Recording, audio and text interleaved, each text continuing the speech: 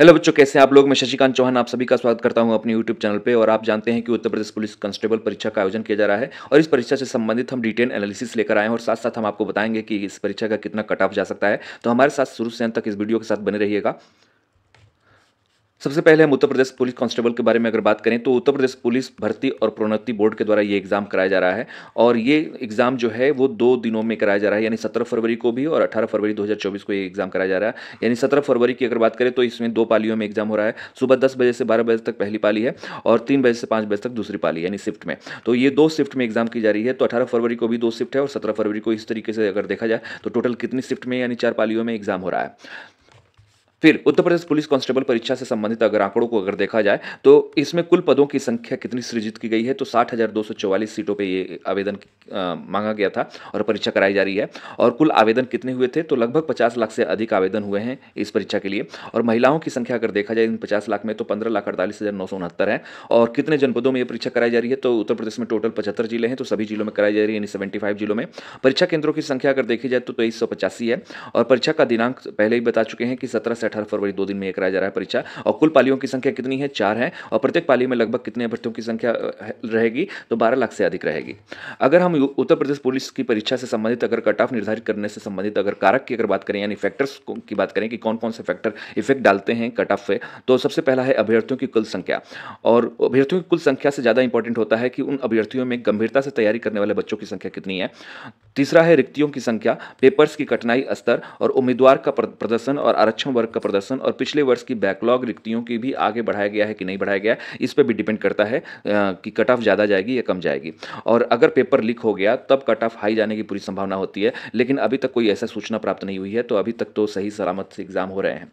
ठीक है, तो अगर इन फैक्टर्स को अगर हम देखें आंकड़ों के आधार पर, तो यहाँ देखिए कि 2018 और 19 और 2024 तो ये जो परीक्षा हुए हैं यूपी कांस्टेबल के, तो ये पिछले 3 साल के आंकड़ों को अगर देखा जाए और 2024 के आंकड़ों से मिलान किया जाए तो रिक्तियों की संख्या अगर देखा जाए 2018 में तो 41,520 की वैकेंसी आई थी और 2019 में 49,568 की थी। और इस बार 2024 की अगर बात करें तो 60,244 रिक्तियों की संख्या है।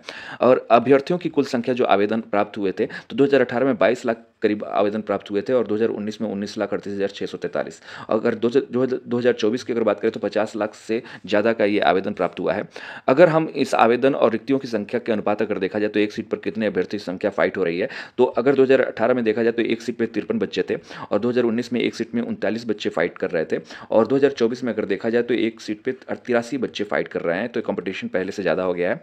गंभीरता से पढ़ने वालों की संख्या अगर देखी जाए तो 5% लगभग होती है। तो जो भी आवेदन आते हैं उसमें 5% सीरियस पढ़ने वाले बच्चे होते हैं। तो अगर 2018 में देखा जाए तो 1,10,000 के करीब ऐसे बच्चे थे जो पढ़ाई गंभीरता से कर रहे थे तैयारी के साथ। और इस तरीके से 2019 में अगर देखा जाए तो 1 लाख के करीब। तो 2018-19 में ज़्यादा कंपटीशन अंतर नहीं है। लेकिन अगर 2024 में अगर देखा जाए तो आवेदन 50 लाख हुए हैं, तो उसमें 5% के हिसाब से अगर देखा जाए तो 2.5 लाख के करीब बच्चे एस्पिरेंट ऐसे हैं जो गंभीरता से सीरियसली पढ़ रहे हैं। तो पहले 1 लाख सीरियस होते थे, अब लगभग ये अंदाजन है, अनुमान है। ठीक है, तो 2.5 लाख के करीब इस समय सीरियस बच्चों में फाइट है। पेपर्स की कठिनाई की अगर बात करें तो पहले इजी पेपर हुआ करते थे, लेकिन कंपटीशन बढ़ जाने से मॉडरेट फॉर्म में, तो आज के डेट में अगर देखा जाए तो मॉडरेट फॉर्म में या मॉडरेट टू हार्ड कह सकते हैं कि पेपर बन रहे हैं पहले की अपेक्षा कंपेरिजन में। और उम्मीदवार का प्रदर्शन अगर देखा जाए तो पहले औसत हुआ करता था और 2018-19 में ज़्यादा अंतर नहीं था, ये औसत थे। लेकिन अगर 2024 की अगर बात करें तो पहले से बेहतर तैयारी है बच्चों की, क्योंकि कंपटीशन हाई हो गया है। और आरक्षण वर्ग का प्रदर्शन देखा जाए तो पहले औसत हुआ करता था कैटेगरी वाइज, देखा जाए तो 2018-19 में ज़्यादा अंतर नहीं है, औसत हुआ करता था। लेकिन आज की डेट में अगर देखा जाए तो हर कैटेगरी परफॉर्म अच्छा कर रहा है, आरक्षण वर्ग का प्रदर्शन भी पहले से बेहतर हो गया है। अब यूपी पुलिस कांस्टेबल की कट ऑफ अगर बात करें 2018 का, तो 2018-19 का थोड़ा कंपैरिजन कर लेंगे, तब 2024 पर पहुंचेंगे, तब एनालिसिस हमारी परफेक्ट निकल के आएगी। तो अगर हम 2018 की कट ऑफ की अगर बात करें तो जनरल की कट ऑफ जो गई थी 225 गई थी और ओबीसी की 216 और एससी की जो गई थी वो 187 और एसटी की गई थी 153। तो इस तरीके से ये कट ऑफ हाई था उस समय, क्योंकि पेपर ईजी था। और भूतपूर्व सैनिक की अगर बात करें तो 67 के आसपास गई थी और फ्रीडम फाइटर की बात करें तो 60, होमगार्ड की बात करें तो 60 और महिलाओं के लिए अलग से कैटेगरी वाइज निकाला गया था, तो 199 यानी 199.5 इनकी मेरिट गई थी, कट ऑफ गई थी महिलाओं के लिए।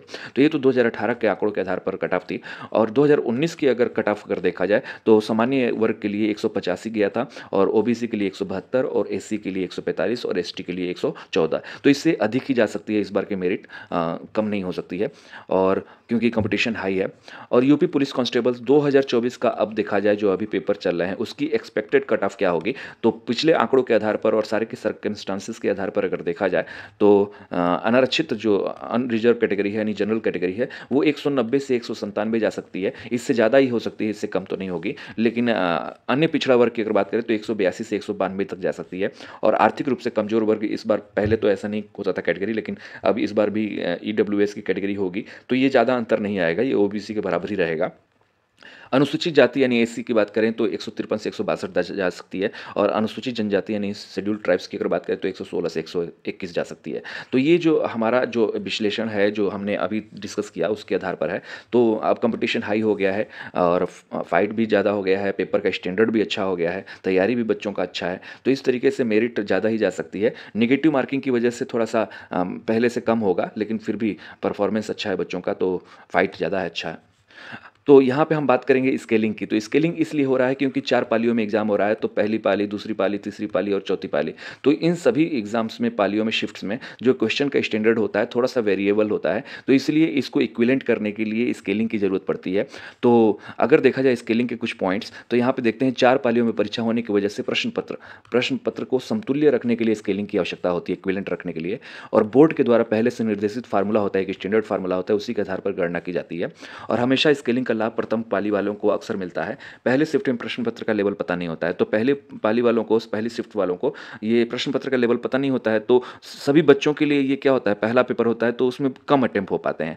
फिर दूसरे वाले एक आइडिया लग जाता है कि पहले वाले में इस प्रकार के क्वेश्चन पूछे गए थे, तो थोड़ा सा स्टडी कर लेते हैं तो थोड़ा सा बेहतर हो जाता है। फिर थर्ड और फोर्थ की अगर बात करें तो इस तरीके से क्वेश्चन थोड़े से ज़्यादा अटेम्प्ट हो जाते हैं फोर्थ वाले से, फर्स्ट वालों से। तो फर्स्ट जो शिफ्ट में जो बच्चा एग्जाम दिया है, तो वो अगर मान लीजिए 160 किया है, तो ये फोर्थ वाला 164 किया होगा, तो 160 और 164 के इक्विवेलेंट करने के लिए 4 अंकों का बेनिफिट किसको मिल जाता है, फर्स्ट जो शिफ्ट में जो पेपर दिया है। तो इस तरीके से अगर देखा जाए तो प्रथम पाली की परीक्षा के बाद अन्य पालियों के भर्तियों के प्रश्न पत्र का लेवल पता चल जाता है, और प्रश्न पत्र आसान लगने लगता है साइकोलॉजिकली।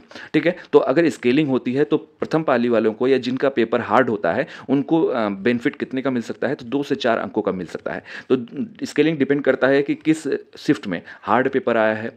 ठीक है, हार्ड पेपर तो अटेम्प्ट कम होंगे, क्वेश्चन ऑफ अटेम्प्ट कम होंगे, तो उस हिसाब से एक एवरेज निकाल के एक स्केलिंग कर दी जाती है, तो 2 से 4 नंबर का बेनिफिट मिलता है। ठीक है, तो ये हमारा एनालिसिस रहा आज का। आप बताइएगा कमेंट में कि कैसा आपको एनालिसिस सही लगा कि गलत लगा है।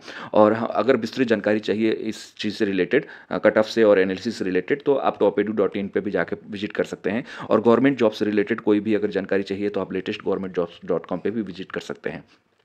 और अगले अपडेट्स के लिए आप लोग हमारे चैनल को सब्सक्राइब करना और बेल आइकन को हिट करना ना भूलें, और दोस्तों से ज़रूर शेयर करें, और कमेंट बॉक्स में फीडबैक ज़रूर दें। और आज के लिए बस इतना ही, धन्यवाद।